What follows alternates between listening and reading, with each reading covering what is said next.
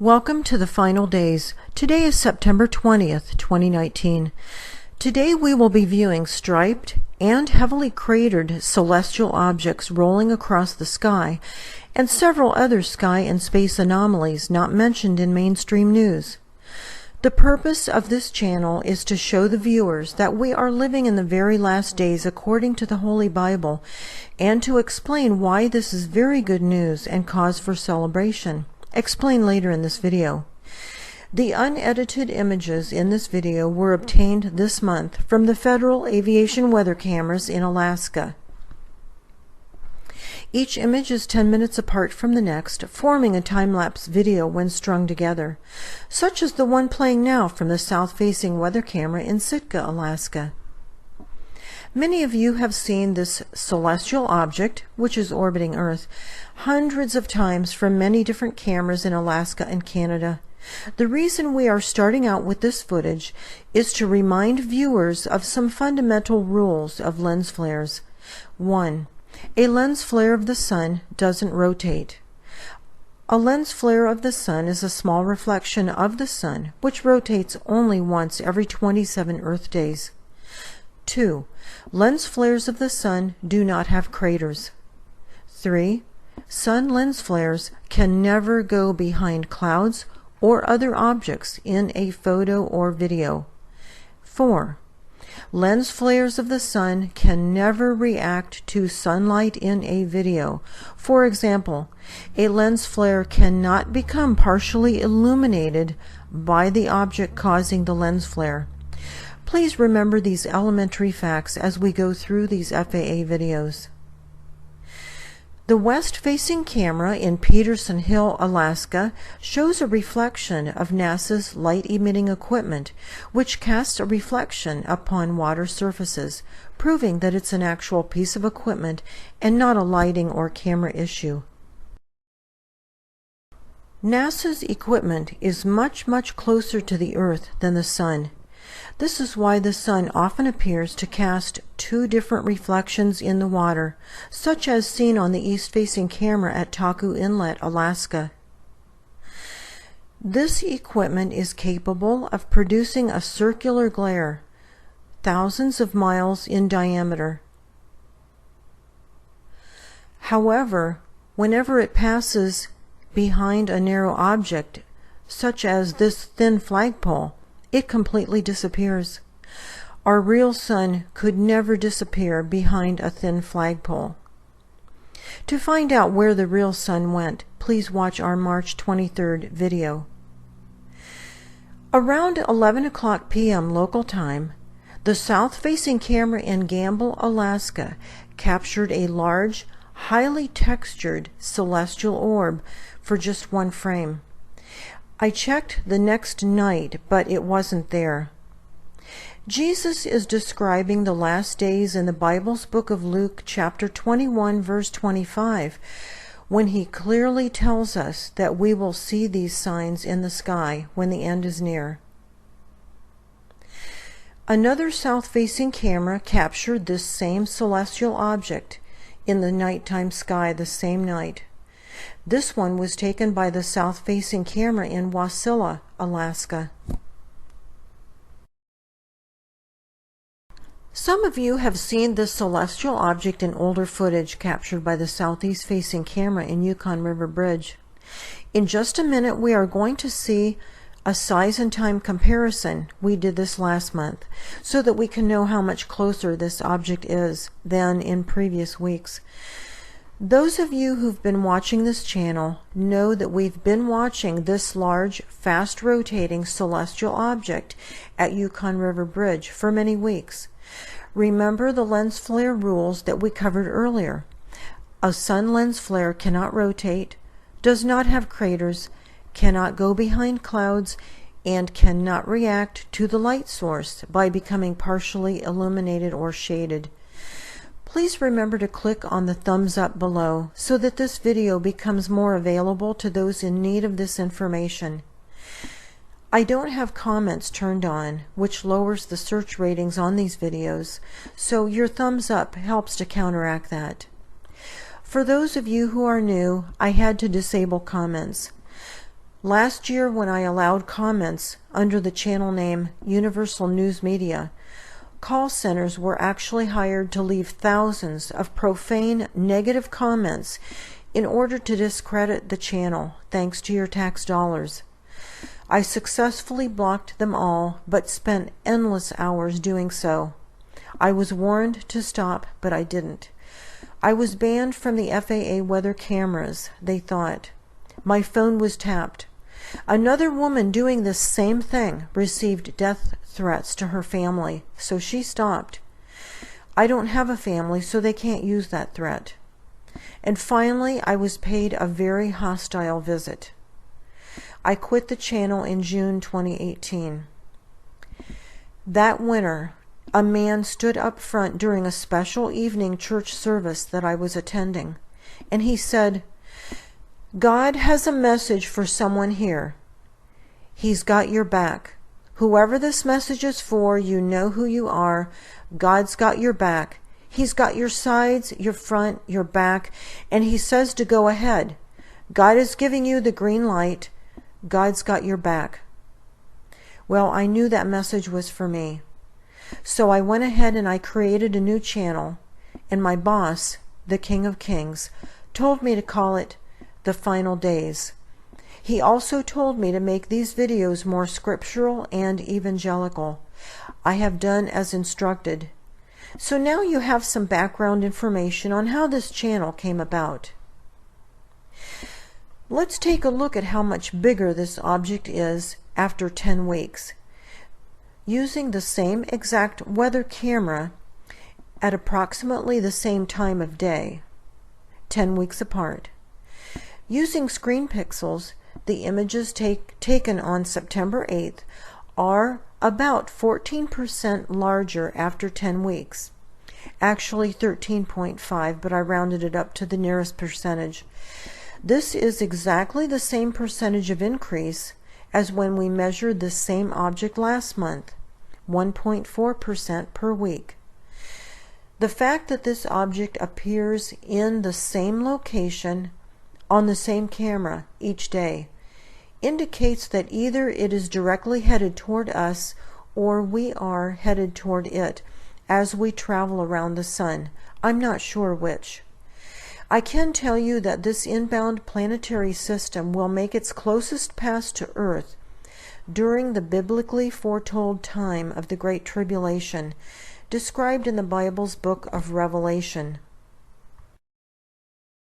The south-facing camera in Arctic Village, Alaska, shows the craft that we've seen hundreds and hundreds of times in these videos. The craft tows some very, very large equipment that acts somewhat like an umbrella so that NASA's manufactured light doesn't illuminate these celestial objects, causing them to be more visible. In some of these images, we can see both the craft and the top edge of the equipment that the craft is towing. Notice that the craft and the equipment move in the same direction at exactly the same time in synchronization, maintaining the same distance apart in each frame. The path of the craft is marked with red arrows. And just so you know, these aren't lens flares. These objects are behind clouds in some of the frames.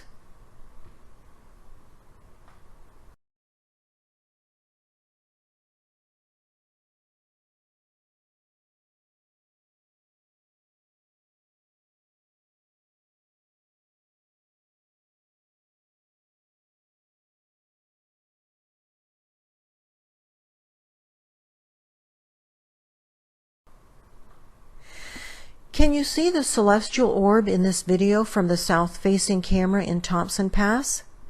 I'll play the footage exactly as it came off the camera, then we'll review it with some contrast added. The vertical purple beams are coming directly from the center of NASA's manufactured light. This is something that just started about 2 years ago. A red arrow marks the craft that is towing the equipment to help conceal the celestial object in these images.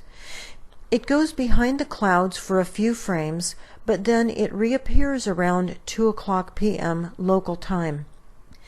Untold trillions have been spent on the technology to hide this incoming system. The reason is because the enemies of Christ do not want you to know how close to the end we are. The enemies of Christ do not want you to give your life to Jesus before your time runs out. Some of you may have seen this same object back in March or April from the northwest-facing camera in Tok, Alaska. This object appears to have stripes and does appear to be rotating. The images with contrast show a red orb coming into view for just a few frames. However, the red orb is very faded in the atmospheric chemicals and difficult to see even with contrast added. Something very interesting showed up on the south-facing camera in Skagway, Alaska. Whatever it is, it has a definite shape and is much more visible when NASA's circular glare comes closer to light it up. As the light source travels across the sky from left to right on this camera, it does cast shadows on the side of this object that is away from the light source. Thus, this object is reacting to the light source, and so we know it can't be a lens flare. However, this object doesn't appear to be moving, at least not very fast, so either it's very, very distant or it is stationary. I'm not sure which.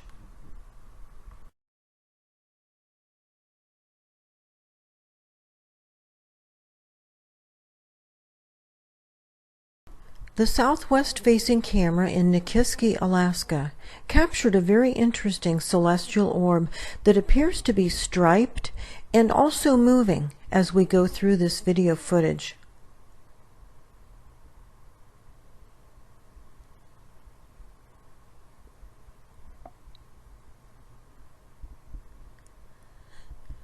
The southeast-facing camera in Cape Spencer, Alaska, shows a reflection in the water not centered under the light source, causing the reflection. Additionally, whenever the, quote, sun appears enormous in these videos, it is always done to engulf a celestial object in glare in order to conceal it. We saw an extreme case of this in March 2018 when the sun rapidly increased to many times its previous size in order to engulf two nearby celestial objects in glare in an attempt to hide them from view. Technology is in place to render celestial objects very out of focus to prevent viewing by the public. As the light source descends for the night in this video, at least two blurry celestial objects can be seen just before NASA's light source completely engulfs them in glare, causing an extremely distorted appearing sun.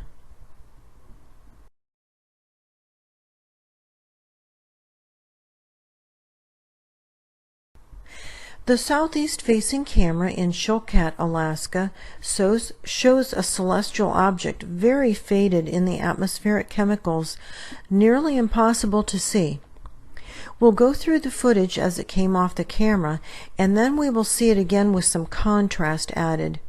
I've mentioned before that if I only use the contrast where needed, it works much better to bring out the details of these celestial objects. In some of these images, the celestial object is behind the clouds, thus we know it can't be a lens flare. Dr. Albers, an astrophysicist with a YouTube channel, says that these objects are stellar cores, which are burned out stars, and that there are many, many of them out there. Dr. Albers says that these stellar cores siphon energy from our sun as they pass by it.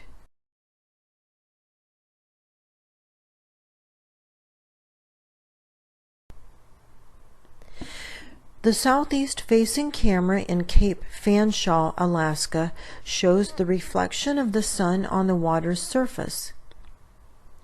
Look again. This isn't the sun. The sun isn't even up yet, and this camera isn't even facing the sun. The sunrise is not within this camera's viewing capability. The sun will be rising in the east to the left 45 minutes from now. However, something casting a very bright yellow reflection upon the water is behind the heavy cloud cover above the reflection. Let's move through this footage.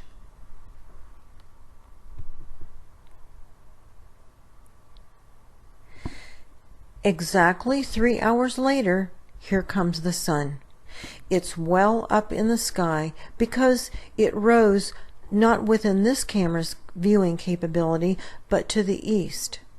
This is just another sign that we are living in the very last days. The imminent approach of this planetary system is actually good news and cause for celebration, because Jesus has promised to remove his faithful followers from earth before God's wrath is unleashed upon the earth. This is commonly called the rapture, which will take place quickly and quietly. The New King James Version of Luke chapter 21 verse 36 reads, "Watch therefore and pray always that you may be counted worthy to escape all these things that will come to pass." Jesus is referring to God's wrath. He is saying that those who are counted worthy will escape all of God's wrath, which will occur during the Great Tribulation. The Bible repeatedly promises that faithful followers of Jesus are not appointed to God's wrath. To be counted worthy, we must be living in holiness. A link in the description box below discusses what holiness is and how to achieve it. The reason that your eternal soul has been sent into this fallen world is so that you can choose to love Christ out of your own free will and live according to that love. This is the only reason we are here in these temporary flesh bodies. These next few screens will tell you how to accept Christ into your life. Simply pause the screens if you need more time to read the text.